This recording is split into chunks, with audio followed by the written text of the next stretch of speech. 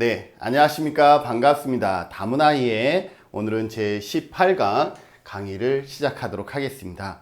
그동안 조금 지루하지만 다문화 관련 법들에 대해서 우리가 살펴보고 있는데요. 이번 시간에 같이 살펴볼 법은 다문화 가족 지원법입니다. 제가 조금 정신을 놓았었나 봐요. 다문화 가족 지원법에 대해서 조사를 해야 되는데 건강가정기본법에 대해서 조사를 했어요. 최근에 건강가정기본법이 개정되면서 2020년 그 다문화 가족 사업이 건강가정기본법으로 이렇게 편입이 되었잖아요. 그러다 보니까 제가 생각을 잘못해 버렸어요.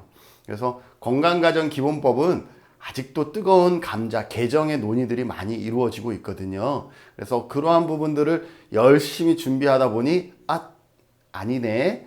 다문화 가족 지원법이네. 그래서 작업하던 것을 멈추고 다시 다문화 가족 지원법으로 왔습니다. 다문화 가족 지원법은 관련 법에 기초해서 조금 딱딱하지만 살펴보도록 하겠습니다.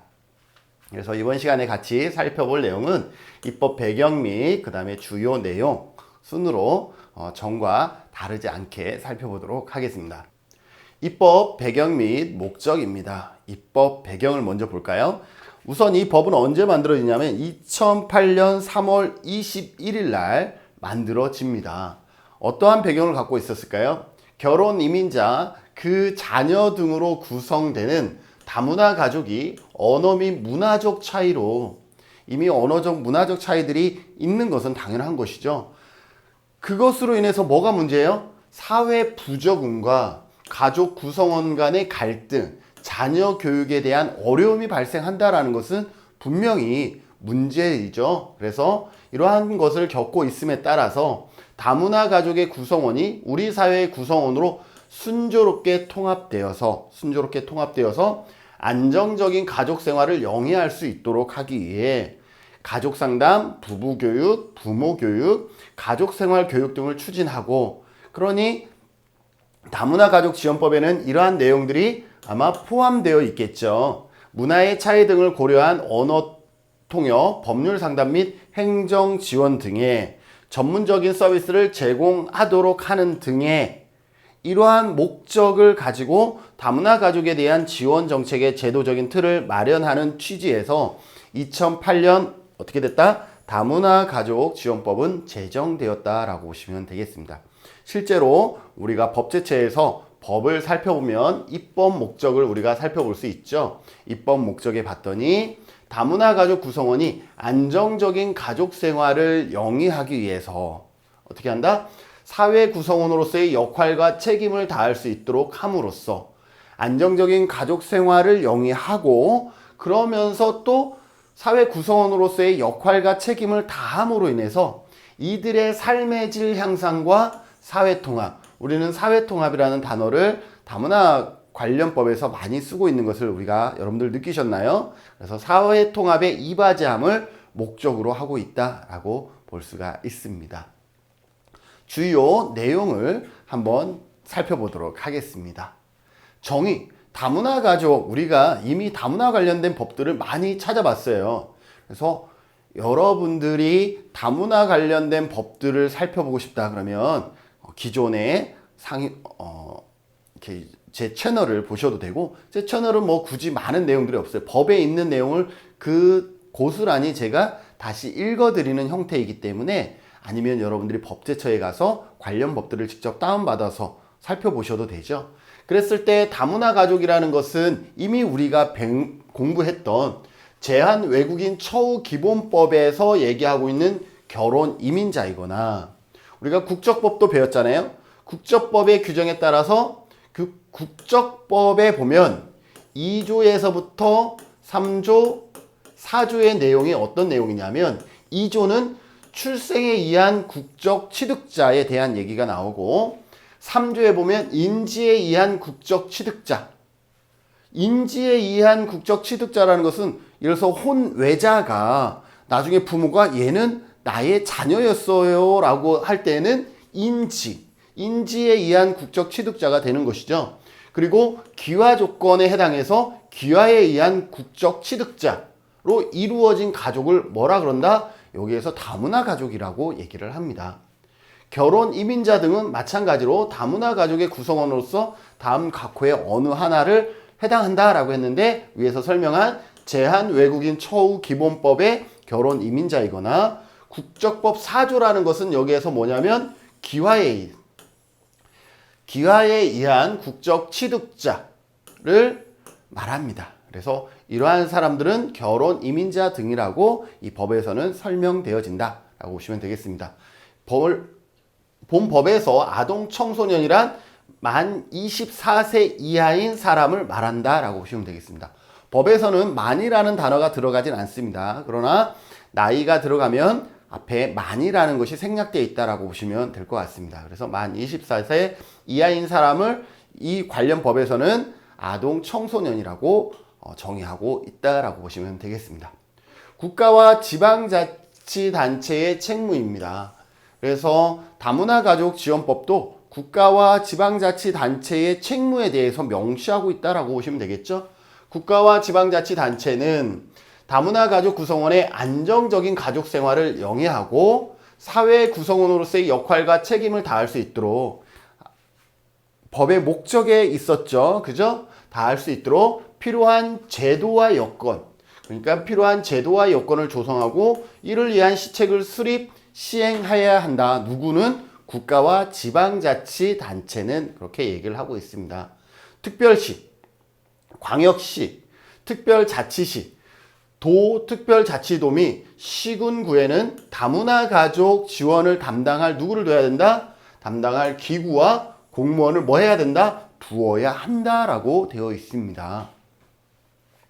다문화 가족을 위한 기본 계획의 수립. 이 다문화 가족 기본법은 주무부서가 누구냐면 여가부입니다. 여성가족부입니다. 왜? 다문화 가족이라는 단어가 들어갔죠. 그러니 보건복지부가 아니라 여성가족부가 주무부서가 된다라고 여러분들 기억해 두셔야 되고요.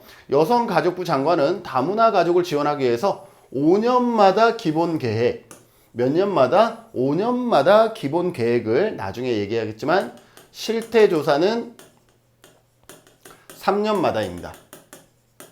그래서 실태조사는 3년마다, 기본 계획은 5년마다 어떻게 해야 된다? 수립하여야 한다라고 되어 있습니다. 기본 계획에는 다음 각호의 사항을 포함합니다. 다문화 가족 지원 정책의 기본 방향과 다문화 가족을 지원하기 위한 분야별 발전 시책과 평가.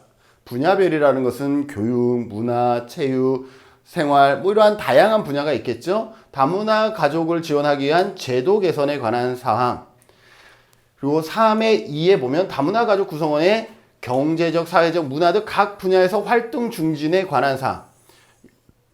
이것이 어떻게 보면 분야별이죠. 그런데 거기에서 활동 중진, 분야별의 활동 중진에 관한 사항이라고 보시면 되겠죠. 다문화 가족을 위한 재원 확보 및 배분에 관한 사항도 어떻게 된다? 기본 계획에 담아내야 된다라고 보시면 되겠습니다.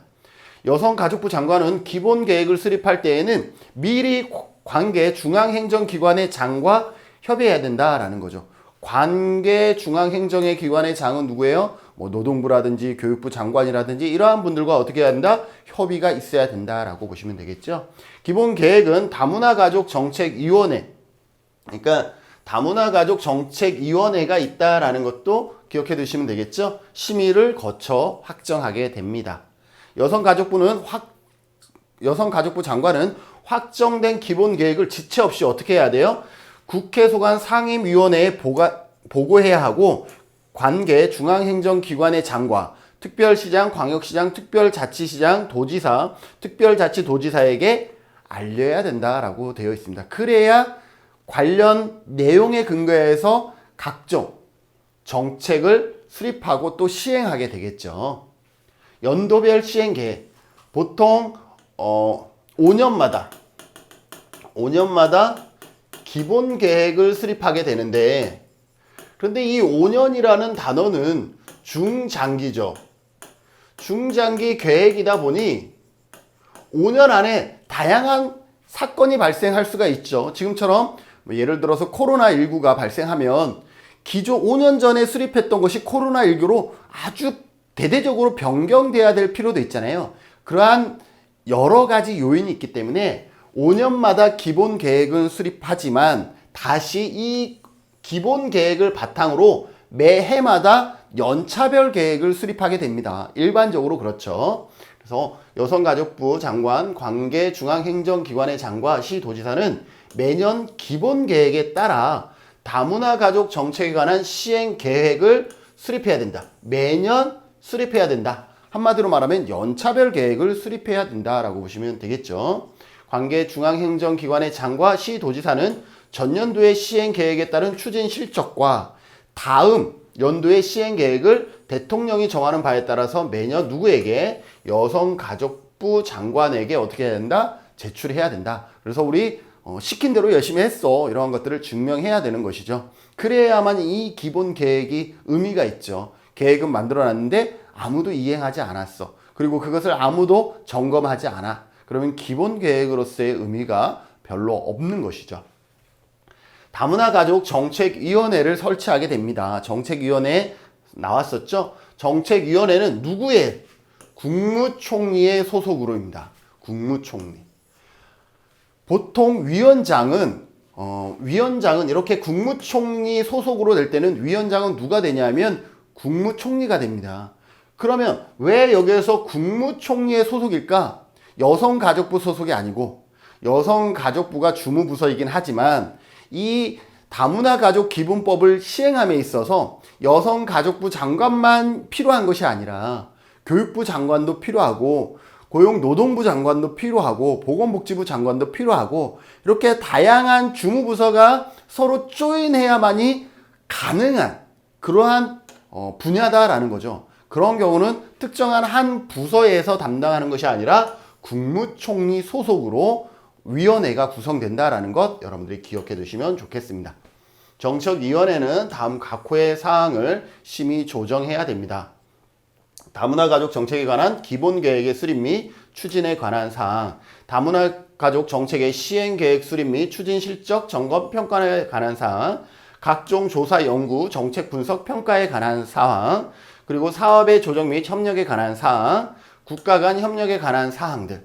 자, 위원장은 누가 될까요? 당연히 위원장 한 명을 포함해서 20명 이내로 하는데 위원장은 누가 되느냐? 이렇게 국무총리인 경우는 위원장은 대부분 국무총리가 된다라는 것이죠. 그래서 국무총리가 위원장이 되고 위원은 중앙행정기관의 장과 다문화 가족 정책에 관하여 학식과 경험이 풍부한 사람으로서 위원장이 위촉, 국무총리가 위촉하는 사람이 된다라고 보시면 되겠습니다.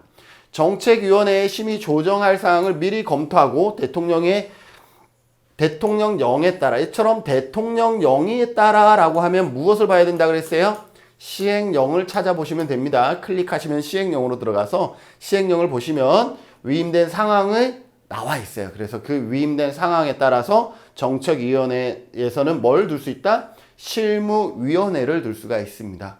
요즘은 대부분이 누구를 둬요? 구체적으로 업무를 담당할 실무위원회를 둔다라는 것 여러분들 더불어서 기억해 두시면 좋겠죠.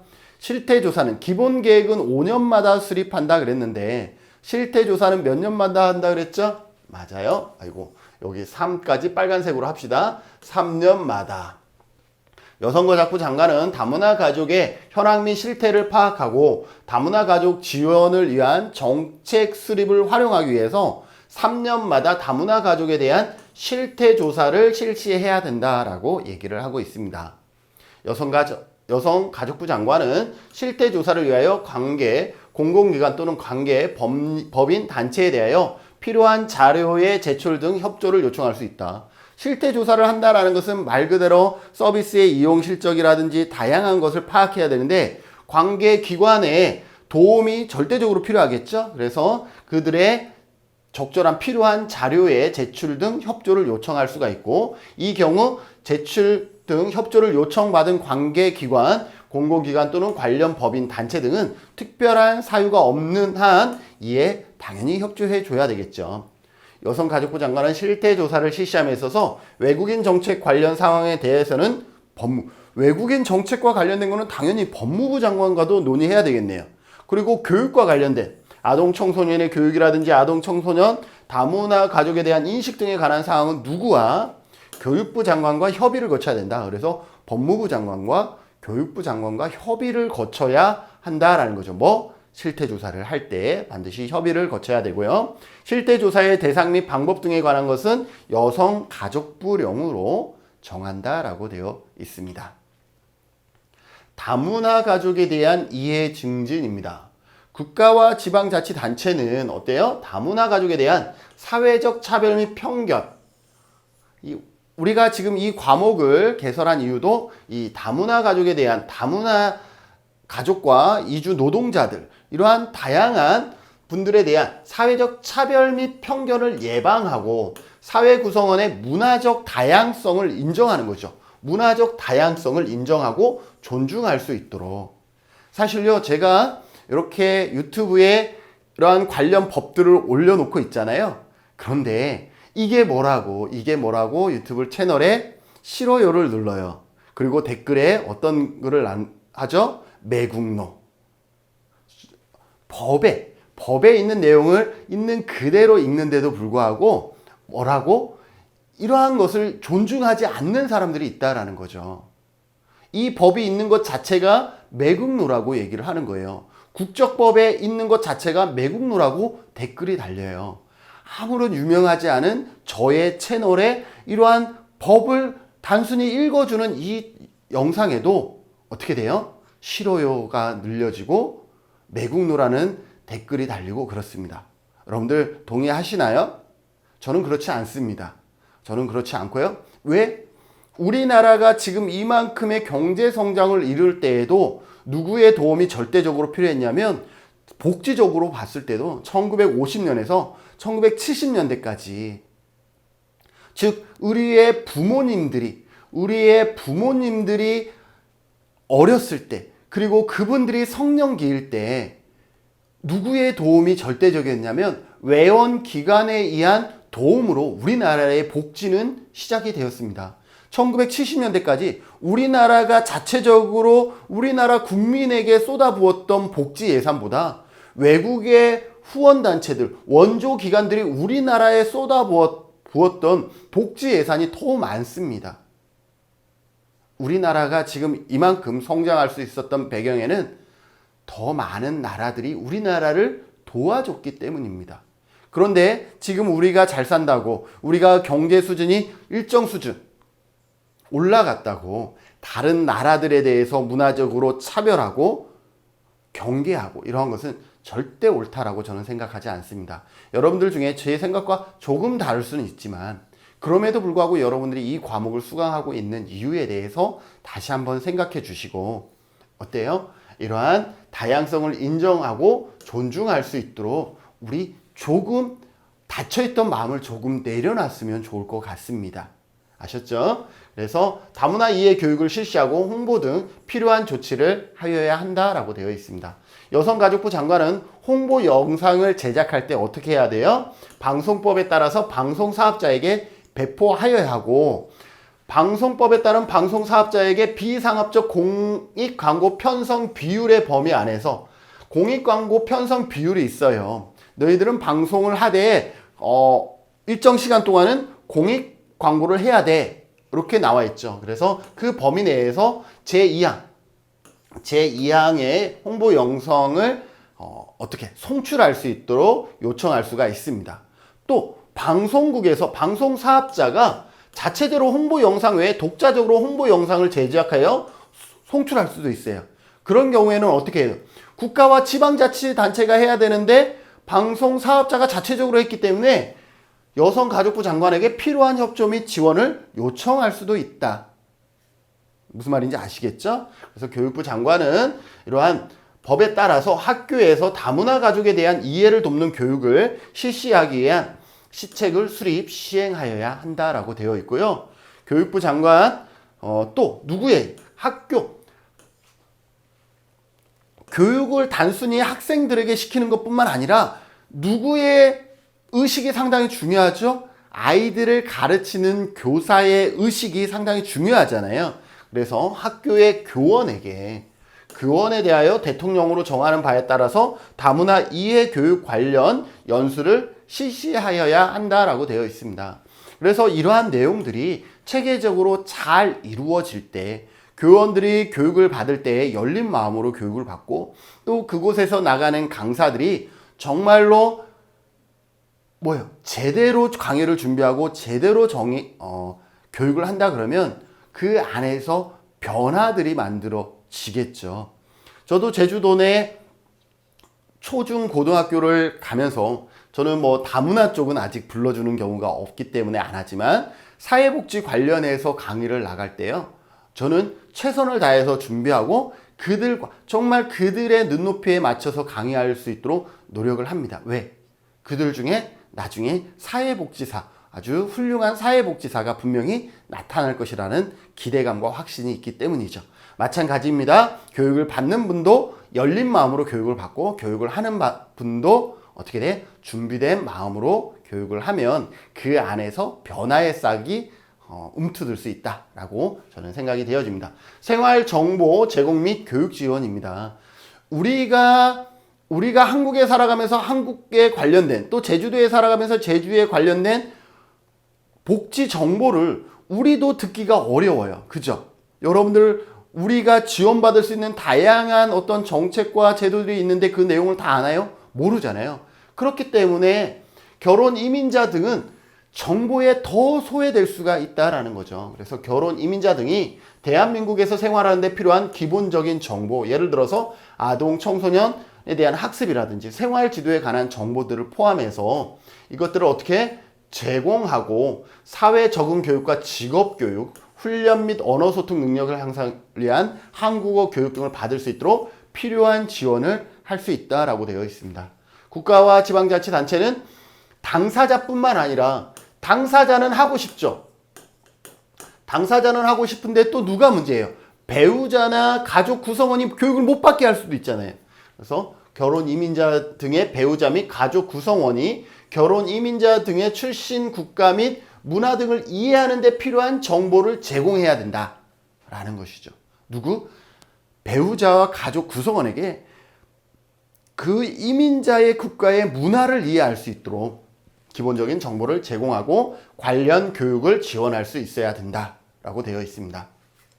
국가와 지방자치단체는 교육을 실시함에 있어서 거주지 및 가정환경 등으로 인하여 서비스에서 소외되고 결혼 이민자 등과 배우자 및 그 가족 구성원이 없도록 방문교육이나 원격교육, 어떠한 소외되는 가족, 배우자와 또 가족 구성원이 없도록 당사자, 배우자, 그 가족 구성원이 없도록 어떻게 해야 된다?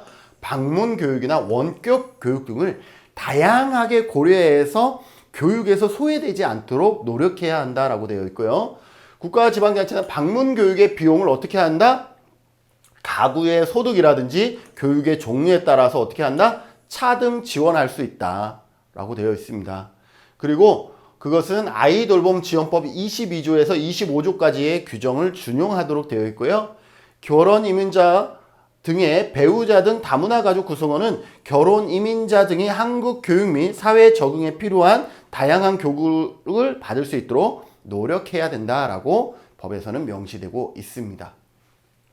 평등한 가족관계 유지를 위한 조치입니다. 국가와 지방자치단체는 다문화 가족이 민주적이고 양성평등한 가족관계를 누릴 수 있도록 가족상담, 부부교육, 부모교육, 가족생활교육 등을 추진하여야 하며 이 경우 문화 차이 등을 고려한 전문적인 서비스가 제공될 수 있도록 노력해야 합니다. 단순히 한국 문화가 이러니까 한국 문화를 받아들여, 이거는 절대적으로 옳은 것은 아니죠.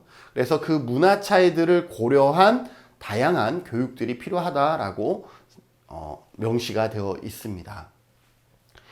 가정폭력 피해자에 대한 보호 지원도 있습니다. 가정폭력 방지 및 피해자 보호 등에 관한 법률이 있거든요. 이 법률에 따라 다문화 가족 내 가정폭력을 예방하기 위해서 노력해야 됩니다. 이 법에 의해서 누구도 적용되어진다, 다문화 가족도 적용되어진다라는 것이고, 국가와 지방자치단체는 가정폭력으로 피해를 입은 결혼 이민자 등의 보호를 어떻게 할 수 있어? 지원할 수 있다. 그래서 쉼터를 운영할 수 있도록 한다든지 이러한 후속 조치가 이루어지고 있는 것이죠. 국가와 지방자치단체는 가정폭력의 피해를 입은 결혼 이민자 등에 대한 보호 및 지원을 위하여 외국어 통역 서비스를 갖춘 가정폭력 상담소 및 보호시설을 설치 확대해야 된다. 여기에 적혀 있네요. 뭐예요? 가정폭력 상담소와 보호시설의 설치를 확대 실시해야 된다라고 되어 있습니다. 그리고 법률 체계에 접근하기가 어렵잖아요. 그죠? 한국말을 모르면 우리도 법이 어려운데 다른 나라의 언어로 법을 접하려면 많이 어렵잖아요. 그래서 정보의 부족 등으로 불리한 입장에 놓이지 아니하도록 의견 진술 및 사실 확인 등에 있어서 언어 통역, 법률 상담 및 행정 지원 등에 필요한 서비스를 제공합니다. 그래서 진술서를 쓰는 거죠. 진실서를 쓰고 내용을 알지도 못한 한글을 모르는데도 불구하고 이거 맞나요? 맞으면 여기다 사인하세요. 그러면 읽지도 못하지만 어쩔 수 없이 사인을 해야 되는 거죠.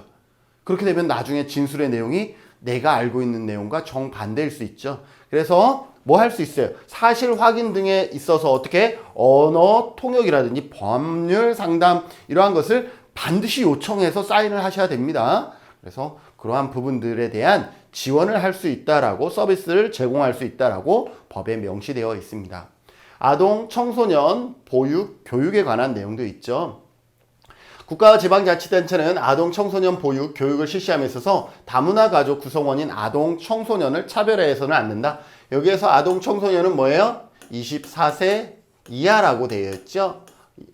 아동, 청소년을 차별해서는 아니 된다라고 얘기를 하고 있고, 아동, 청소년 학교 생활에 신속히 적응할 수 있도록 교육 지원 대책을 마련해야 되고, 학교 외에 또는 방과 후 교육 프로그램을 지원할 수가 있다. 요즘 방과 후 프로그램도 다양해지고 있기 때문에 그런 프로그램도 지원할 수 있다.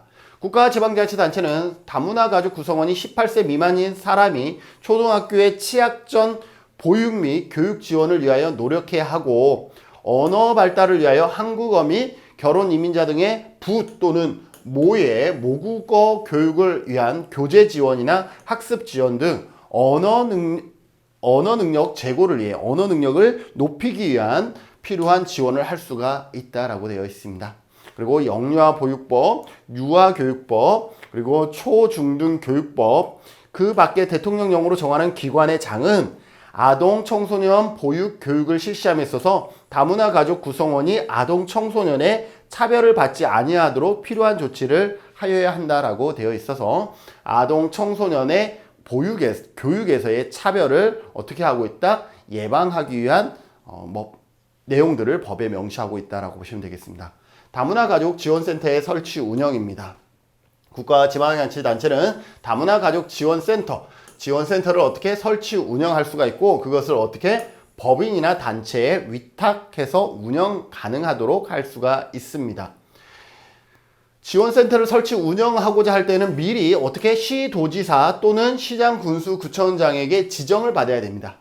반드시 신청제가 있고 지정제가 있는데 이거는 지정을 받아야 되는 거라고 여러분들 기억해 주시면 될 것 같습니다. 어떠한 일을 하느냐? 교육 상담 등 지원 사업, 한국어 교육이라든지 정보 제공 및 홍보, 기관 단체 서비스 연계, 정보 제공 및 일자리 알선, 통역 번역 지원이라든지 가정폭력 방지 및 피해자 연계 지원 등의 사업을 어디서 한다? 이 지원센터에서, 다문화 가족 지원센터에서 하게 된다. 이 일을 하려고 그러면 어떻게 된다? 사전에 시도지사 또는 시장 군수 구청장의 지정을 받으면 가능하다라고 보시면 되겠습니다. 설치 운영은 지원센터는 다문화에 대한 교육 상담 등의 업무를 수행하기 위해서 관련 분야에 대한 학식과 경험이 갖춘 사람을 전문 인력을 두어야 한다. 그리고 지원센터 설치 운영 기준, 위탁, 지정 절차 등에 필요한 사항은 대통령령으로 정한다라는 것을 어디 보라는 거예요? 시행령 보면 나와 있다라는 것이고, 전문 인력 기준 등에 필요한 사항은 여성가족부령, 대통령은 시행령을 보라는 것이고, 여성가족부령은 뭐예요? 시행 규칙.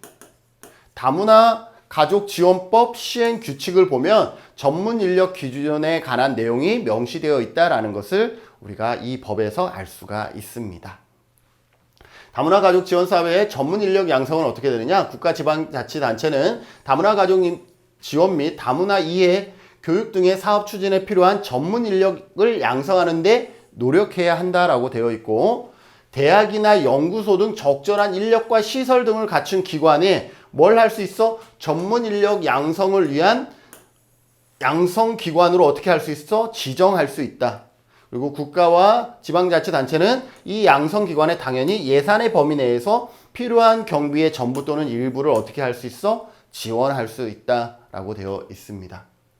다문화 가족에 대한 특례입니다. 제 마지막이네요. 다문화 가족이 이혼 등의 사유로 해체된 경우에도 그 안에 구성원이었던 누구는 자녀는 이 법에서 제시하고 있는 다양한 지원을 어떻게 할 수 있다? 받을 수 있다. 다시 말해서 이 법을 적용한다라고 되어 있습니다. 그래서 여러분들 오늘 이 시간에는 다문화 가족 지원법에 대해서 같이 살펴봤습니다. 생각 나누기는 다문화 가족 지원법을 우리가 법제처에서 찾아서 한번 읽어보시면 좋을 것 같습니다. 분량 많지 않아요. A4 용지로 하면 뭐 4장, 5장 정도밖에 되지 않습니다. 한 10분이면 여러분들 읽잖아요. 한번 읽어보시면서 내가 다문화와 관련되어 있는 몰랐던 사실들을 추가로 아는 시간들이 되었으면 좋겠습니다. 오늘 수고하셨고요. 다음 강의는 결혼 중개업의 관리에 관한 법률에 대해서 같이 살펴보도록 하겠습니다. 수고하셨습니다.